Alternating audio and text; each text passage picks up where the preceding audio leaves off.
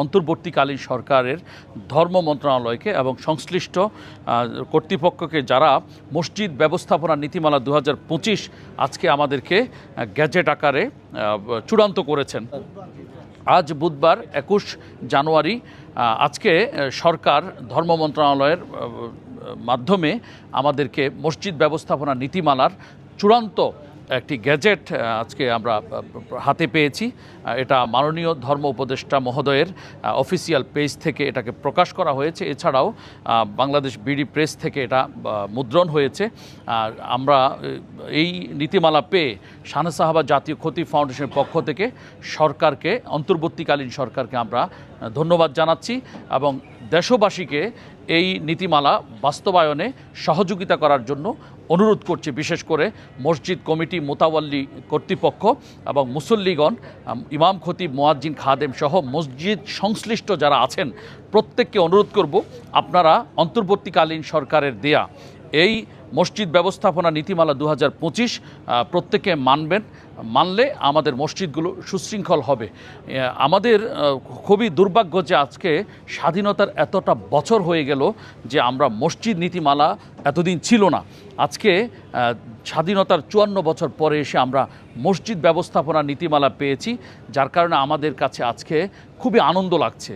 কারণ এতদিন পর্যন্ত যখন ইমাম খতিব, মুয়াজ্জিন, খাদেমদেরকে যখন মসজিদ থেকে অন্যায়ভাবে চাকুরিচ্যুত করা হতো, বের করে দেওয়া হতো, তখন আমরা কিন্তু ইউএনও, ডিসি সহ সরকার সংশ্লিষ্ট কর্তৃপক্ষের কাছে যখন আমরা আবেদন জানাতাম এটা ন্যায় বিচার পাওয়ার জন্যে, তখন তারা আমাদেরকে বলতেন যে স্পেসিফিক কোনো নীতিমালা না থাকার কারণে ইউএনও, ডিসিরা আমাদেরকে সহযোগিতা শতভাগ করতে পারেননি। যতটুকু করেছেন সেটা হচ্ছে মানবিক দৃষ্টিকোণ থেকে করেছেন।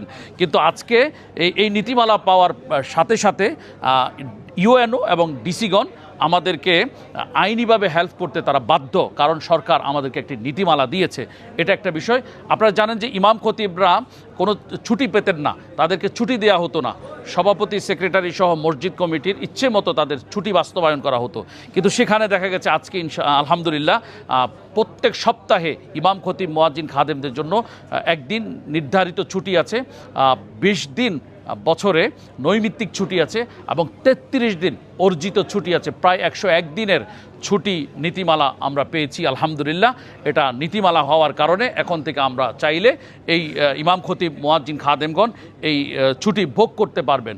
এছাড়া আমরা যারা ইমাম সংগঠন আছি, সরকার নিবন্ধিত শানে সাহাবা জাতীয় খতিব ফাউন্ডেশন, আমাদেরকে যে কোনো বিরোধ নিষ্পত্তি, জটিলতা নিরসনে আমরা দেখা গেছে আমরা বেকায়দায় পড়তাম। আমাদেরকে শতভাগ সবাই হেল্প করতো না, মেনে নিত না মসজিদ কমিটি। কিন্তু এখন এই নীতিমালাতে আছে বিশেষ করে ইমাম খতিব, মুয়াজ্জিন, খাদেম বা মসজিদের কোনো স্টাফ যদি কেউ নিয়োগ দেয়, সেখানে সরকার নিবন্ধিত সংস্থা থেকে একজন প্রতিনিধি রাখতে হবে। পাশাপাশি যদি কোনো বিরোধ তৈরি হয় কমিটি অথবা মসজিদ কমিটির সাথে ইমাম খতিব, মুয়াজ্জিনদের স্টাফদের, তাহলে সেখানে দেখা গেছে আমাদের খতিব ফাউন্ডেশন অথবা রেজিস্টার্ড কোনো সংস্থার একজন প্রতিনিধিকে সেখানে রাখতে হবে।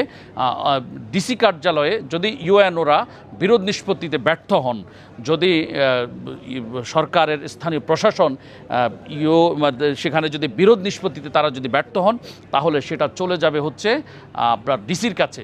ডিসি সাহেব আমাদের সংস্থা থেকে একজনকে রাখবেন, যেগুলো রেজিস্টার্ড সংস্থা, সরকার কর্তৃক নিবন্ধিত।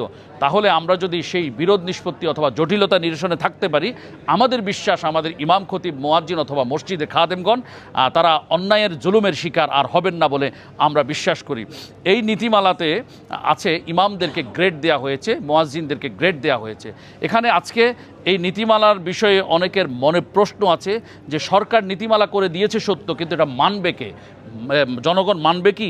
এটা আমি আপনাদেরকে বলতে চাই, সেটা হলো আপনি নিজে ঘর করেছেন, সেই ঘরে যদি আপনার কোনো দুর্বলতার কারণে অগ্নিকাণ্ড অথবা কোনো দুর্ঘটনার সৃষ্টি হয়, তাহলে কিন্তু সরকার আপনাকে পাকড়াও করার অধিকার রাখে। কারণ এই দেশের মালিক হচ্ছে সরকার, অভিভাবক হচ্ছে সরকার। সরকার চাইলে যে কোনো নীতিমালা করার পরে কেউ যদি সেটা অমান্য করে, সরকার চাইলে তার বিরুদ্ধে অ্যাকশন নিতে পারবে, যেটার অফিসিয়ালি এতদিন কোনো অথরিটি ছিল না, কিন্তু আজকে সেটা সরকার করে দিয়েছে।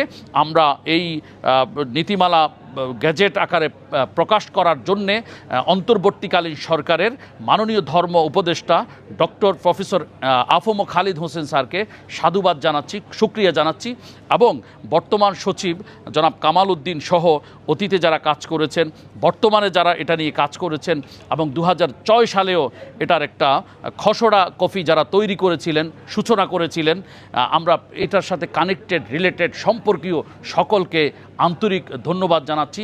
দেশের লাখো ইমাম, খতিব, মুয়াজ্জিন, খাদেমদের প্রত্যাশা ছিল এই নীতিমালা। আজকে প্রত্যেকে খুশি এই নীতিমালা পেয়ে। আমরা আমাদের ইমাম, খতিব, মুয়াজ্জিন, খাদেম, মসজিদ কমিটি, মোতাওয়াল্লি, মসজিদের মুসল্লিদেরকে বলতে চাই, এখন থেকে এই নীতিমালার সাথে সাংঘর্ষিক কোনো কর্মকাণ্ড যদি আপনারা মসজিদগুলোতে দেখেন, তাহলে আপনারা অবশ্যই আপনাদের স্থানীয় ইউএনও সাহেবের কাছে লিখিত অভিযোগ করবেন। যদি লিখিত অভিযোগ করতে আপনাদেরকে কেউ বাধা প্রদান করে অথবা কোনো ধরনের যদি প্রেশার ক্রিয়েট করে বা কোনো কারণে যদি আপনারা সেখানে বাধাগ্রস্ত হন, তাহলে অবশ্যই আপনারা আপনাদের আস্থার সংগঠন, আমরা আজকে 10 বছর ধরে কাজ করছি, শাহানে সাহাবা জাতীয় খতিব ফাউন্ডেশনকে আপনারা জানাবেন। আমরা অবশ্যই সরকারের সংশ্লিষ্ট কর্তৃপক্ষের সহযোগিতা নিয়ে আপনাদেরকে হেল্প করব, যেটা আমরা বিগত বছরগুলোতে করেছি। আমরা আজকে মিডিয়া কর্মী ভাইদেরকে সাধুবাদ জানাচ্ছি, আন্তরিক ধন্যবাদ জানাচ্ছি। আপনারা আমাদের নিউজটি কভার করেছেন এবং অতীতেও আপনারা আমাদের ইমাম, খতিব, আলেম ওলামাদের পাশে ছিলেন। সকলকে অনেক শুকরিয়া।